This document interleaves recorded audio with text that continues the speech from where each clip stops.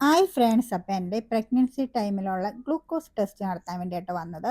ആദ്യം തന്നെ ഇവർ 50 ഗ്രാം അടങ്ങുന്ന ഗ്ലൂക്കോസ് വെള്ളം കുടിക്കാൻ തരും. അതിനുശേഷം 1 മണിക്കൂർ വെയിറ്റ് ചെയ്തതിന് ശേഷമാണ് നമ്മുടെ രക്തമൊക്കെ എടുക്കുകയുള്ളൂ.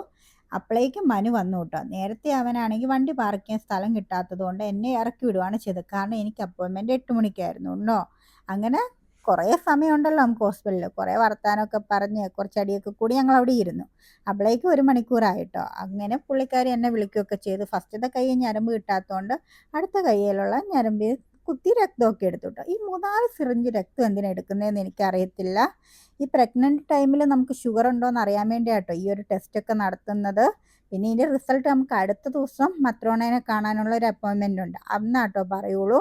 പിന്നെ രാവിലെ ഒന്നും കഴിക്കാതെ വന്നതുകൊണ്ട് തന്നെ എനിക്ക് നല്ല വിശക്കുന്നുണ്ടായിരുന്നു. അതുകൊണ്ട് നമ്മൾ കാപ്പി കുടിക്കാൻ വേണ്ടി അടുത്തുള്ള ഒരു റെസ്റ്റോറൻറ്റിലൊക്കെ കയറിയേ. പിന്നെയാണെങ്കിൽ അധികം പേരും പറയുന്നത് ഈ 30 വയസ്സിന് ശേഷം പ്രഗ്നൻ്റ് ആകുമ്പോഴാണ് നമുക്ക് ഷുഗർ വരാൻ ചാൻസ് കൂടുതലെന്ന്. അതുകൊണ്ട് എനിക്ക് കുഞ്ഞൊരാശ്വാസം ഉണ്ട് കേട്ടോ, ഷുഗറൊന്നും വരൂലെന്ന്. പിന്നെ അറിയത്തില്ല കേട്ടോ, നമുക്ക് റിസൾട്ട് അറിയുമ്പോൾ അറിയാം ഷുഗർ ഉണ്ടോ ഇല്ലയോ എന്നൊക്കെ.